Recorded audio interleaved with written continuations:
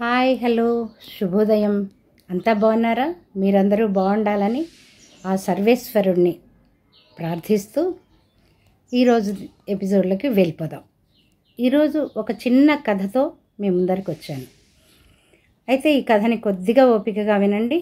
మీ ఓపిక వమ్ము కాదు అనేసి హోప్తో ఉన్నాను. ఈ చిన్న కథ ఒక 5 నిమిషాల కథ అంతే.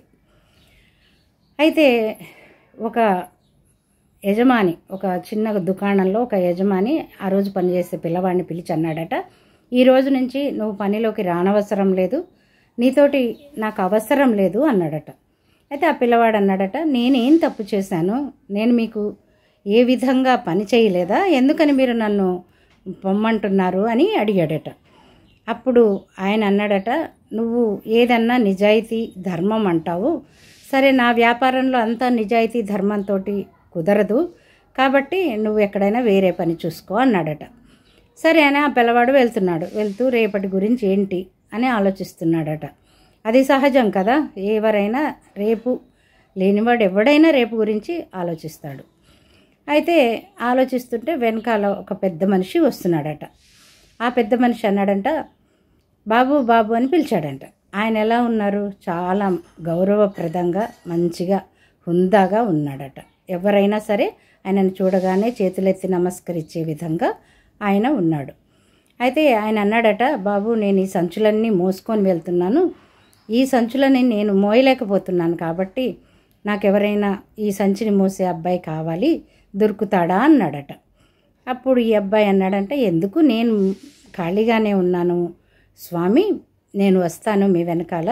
ఎక్కడి వరకు అంటే, నేను అవతల ఊరు వరకు వెళ్ళాలి, నాకు అక్కడి వరకు కావాలి, ఒక 3 బంగారు నాణాలు ఇస్తాను, ఒక సంచిని పట్టుకుంటావా అన్నాడట.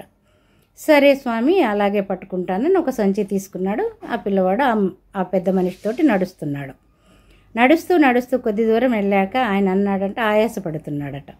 అప్పుడు ఆయన అన్నాడు, అయ్యా నేను పెద్దవాడిని కదా బాబు, కొద్దిగా ఈ 2వ సంచి కూడా తీసుకో, నేను నీకు మరో 3 బంగారు నాణాలు నేను నీకు ఇస్తాను అన్నాడట. సరే అని 2వ సంచి తీసుకొని ఆ అబ్బాయి అడిగాడట, స్వామి ఈ మొదటి సంచిలో ఏమున్నాయి అన్నాడట. అయితే మొదటి సంచిలో ఈ రాగి నాణాలు ఉన్నాయి అని చెప్పాడట ఆయన. సరే 2వ సంచిలో ఏమున్నాయి స్వామి అన్నాడట ఆ కుర్రాడు. ఇందులో వెండి నాణాలు ఉన్నాయి అన్నాడట ఆ గురువుగారు, పెద్ద వ్యక్తి. సరే అని ఆ 2 సంచుల అబ్బాయి పట్టుకున్నాడు. ఈయన నడుస్తూ ఆ ఊరికి వెళ్ళే దగ్గర ఒక పెద్ద గుట్ట ఉందట. ఆ గుట్ట దిగి అటువైపు వెళ్తేనే ఆ ఊరికి వెళ్ళగలరు. సరే నడుస్తున్నారు. ఆయనకి ఆయాస వచ్చి సగం గుట్టెక్కగానే, అయ్యా నేను నడవలేను, నాకు చేత కావట్లేదు అంటే, సరే ఆ 3వ సంచి కూడా ఇవ్వండి అంటే, సరే ఈ 3వ సంచి కూడా తీసుకో, ఇంకో 3 బంగారు నాణాలు ఇస్తాను అన్నాడట ఆయన. సరే అని ఆ 3వ సంచి కూడా తీసుకుని కుర్రాడు నడుస్తున్నాడు.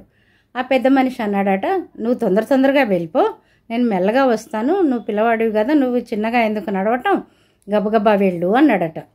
కొంత దూరం వెళ్ళాక ఆ పిల్లోడికి, ఆయన కింద ఎక్కడో ఉన్నాడు, ఆయనకి చాలా దూరం ఉంది. అయ్యాక ఆ పిల్లోడికి సడన్గా ఒక ఆలోచన వచ్చిందట.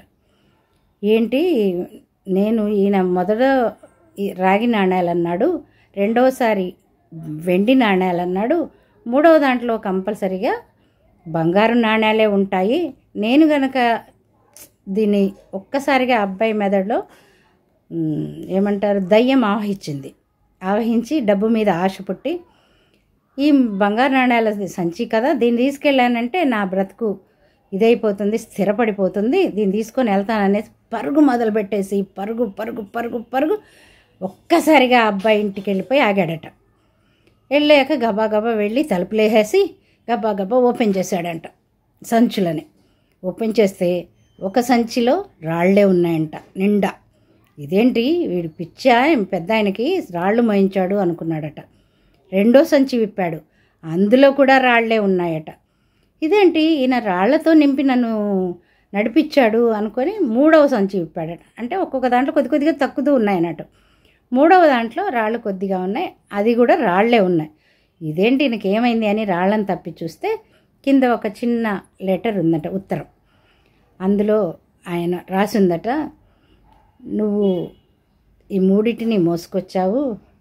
ఈ మూడిట్లో నువ్వు మంచిగా కనుక దీన్ని మోసుకొని వస్తే నేను ఒక రాజ్యానికి రాజును వెతుకుతున్నాను. ఆ రాజుని నీతి నిజాయితీ ఉన్నవాడిని మాత్రమే రాజుగా చేయాలి. ఒక రాజ్యాన్ని చేతిలో పెట్టాలి అంటే ఆయన ఎంత గొప్ప వ్యక్తిత్వాన్ని కలిగి ఉండాలి. అందుకోసమే నేను ఒక రాజు కోసం వెతుకుతున్నాను. నువ్వు ఆఖరి నిమిషంలో దీన్ని ఎత్తుకుని పరిగెత్తుకెళ్ళిపోయావు. నువ్వే కనుక ఒక్క నిమిషం ఆగి ఉంటే నువ్వు రాజు అయ్యేవాడివి, మహారాజా భోగాలు అనుభవించేవాడివి. నీ తలలో ఆ ఒక్క నిమిషం వచ్చిన చెడు ఆలోచనతోటి నీ భవిష్యత్తునంతా పాడు చేసుకున్నావు అని రాసిందట.